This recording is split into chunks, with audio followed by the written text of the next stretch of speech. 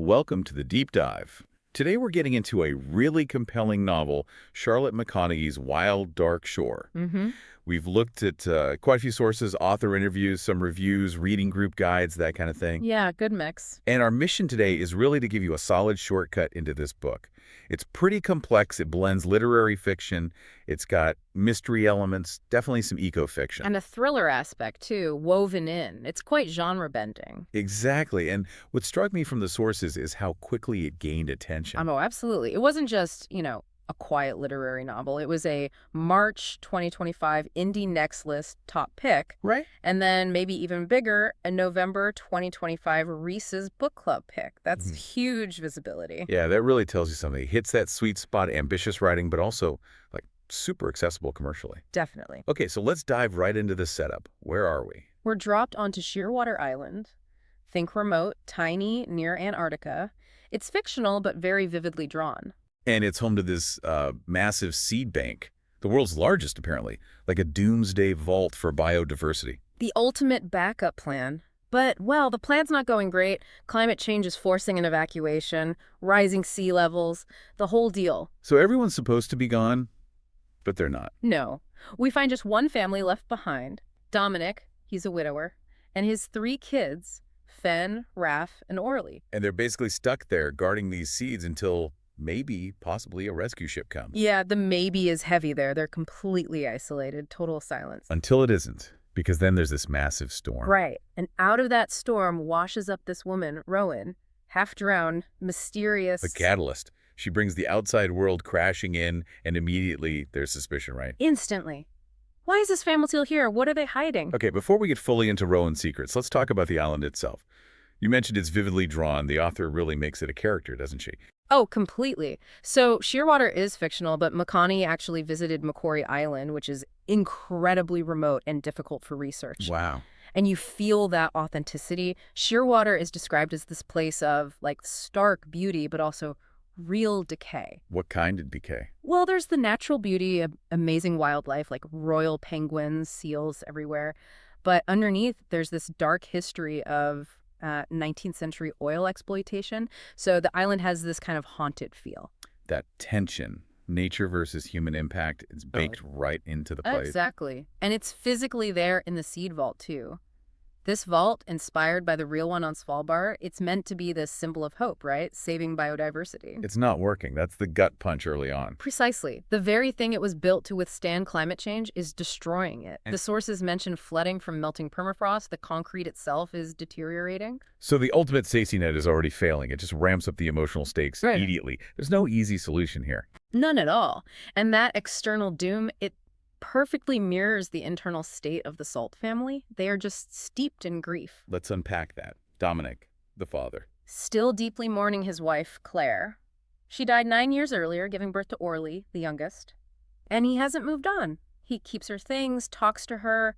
It's raw. It's heartbreaking. This family already dealing with such personal loss, and now they're carrying the weight of the whole planet's potential collapse, too. Yeah. And how the kids cope is really important for the plot later. Yeah. Fen, she's 17. She turns outwards, right? Almost goes feral. Kinda, yeah. She finds her connection, her solace with the seals on the shore, really struggles to process emotion in a, well, human way. And Raph, the older brother, 18. He goes inward. Yeah. Deeply. He's also grieving not just his mother, but others too, we learn.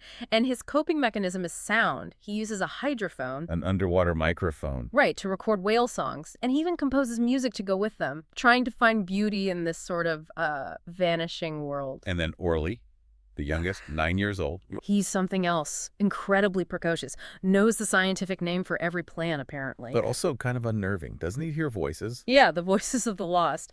And he's the one who seems most connected to the seeds themselves, knows the most about them. So into this already fractured, grieving family, Rowan arrives.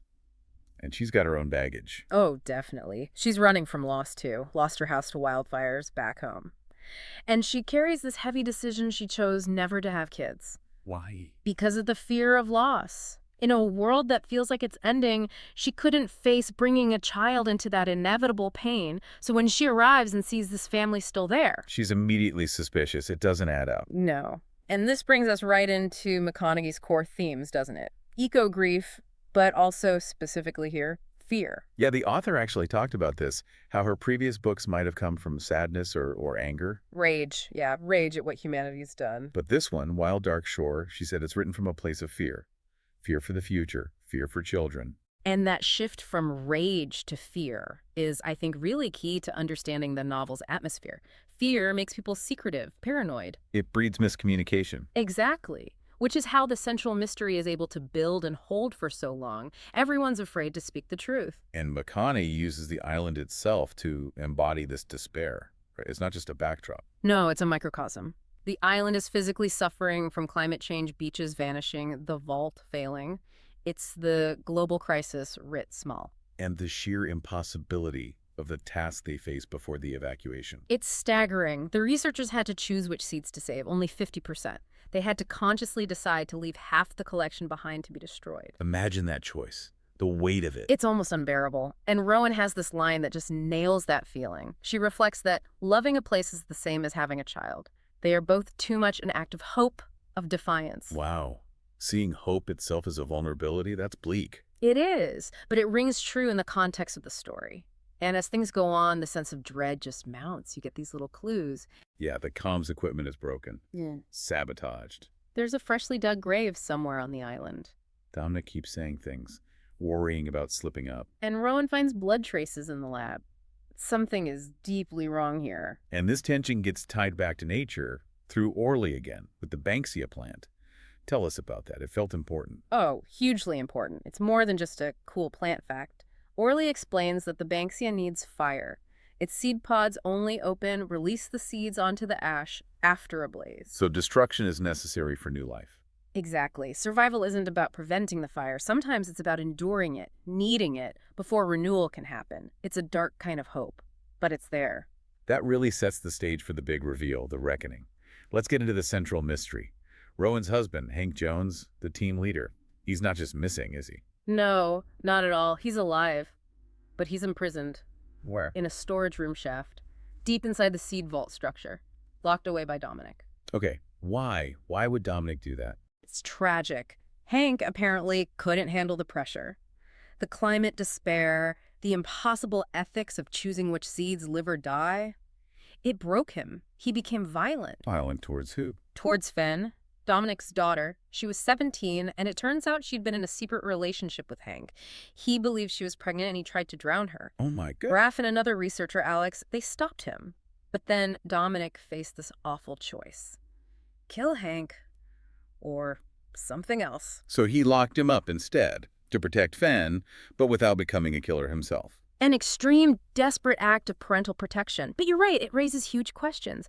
Locking someone in a shaft for months? Does that make Dominic a villain too? It definitely puts you, the reader, in a really uncomfortable moral spot. Absolutely. And when Rowan finds out, she's obviously horrified. But her first instinct is still to save her husband. It's Raph who kind of bridges the gap, explains Dominic's motive that everything he does, however warped, is for his kids. And Rowan, having grappled with her own fears about parenthood and loss, eventually starts to understand that primal protective instinct. Yeah, she connects with it on some level. Yeah. Which makes the climax even more devastating, because all these secrets and desperate choices collide as the final storm hits, and the island literally starts falling apart. It sounds terrifying. What happens? Total chaos. Hank gets free, but he's completely unhinged. He locks Orly, the little boy, inside the flooding seed vault. Well, Then he goes after Fen again, tries to kill her. Raph has to fight him off. And in that struggle, Hank drowns in the rising water inside the facility. that's awful. But what about Orly? In the vault. Rowan and Dominic race to save him. They find him trapped in this hatch. It's welded shut somehow, and the water's rising fast around him. Can they get him out? Rowan. Yeah. She makes the ultimate sacrifice. She uses her own body, her last breath essentially, to give Orly the space or leverage he needs to get free through the hatch. She drowns, saving him. Wow. So she dies, but Orly lives. Yes. It's incredibly tragic, but it's that act of sacrifice that allows for the other's survival. In the end, Dom, Fen, Raph, and Orly make it. They're rescued by naval officers. And the seals? Did they mention the seals? They did. They managed to save the seal colony, too. So there is this element of resilient survival, even amidst all the loss. It's bittersweet, obviously. So, looking back at how the book was received, you mentioned the high ratings, like 4.13 on Goodreads. Huge numbers. Yeah. People loved the immersion, the emotion. Yeah, words like beautiful, lyrical, immersive, they come up a lot in the reviews we looked at. But there were criticisms too, right? About the plot mechanics. There were. Some found the pacing a bit slow, especially in the middle.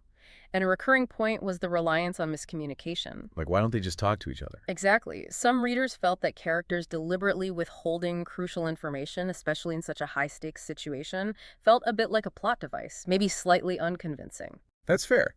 But ultimately, the novel seems to keep circling back to that core idea of value, symbolized by the seeds themselves. Right. The official instruction was clear: save the important crops, the staples, the things needed purely for subsistence. But that's not what Orley does in the end, is it? Yeah. This is maybe the key takeaway. No. He's the child who hears the lost voices, who feels the beauty. As the vault is failing, he goes rogue, he saves the seeds he finds most beautiful and unusual. Not the practical ones, the beautiful ones.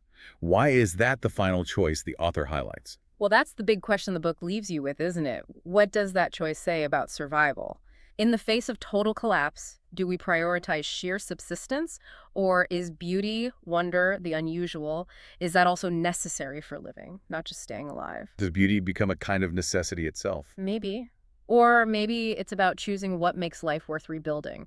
Dominic has this line near the end that kind of captures it all. We can leave you with this thought. Yeah, what does he say? He says, maybe we will drown or burn or starve one day, but until then we get to choose if we'll add to that destruction or if we will care for each other. And Orley's choice is a form of caring, maybe. Caring for beauty. Perhaps. So the question McConaghy leaves us wrestling with is, what does caring for each other, or caring for the future, truly demand when faced with overwhelming loss and fear? It's complex. Definitely something to think about. We hope this deep dive gives you a good framework for exploring Wild Dark Shore yourself. It's quite a journey. It really is. Until next time.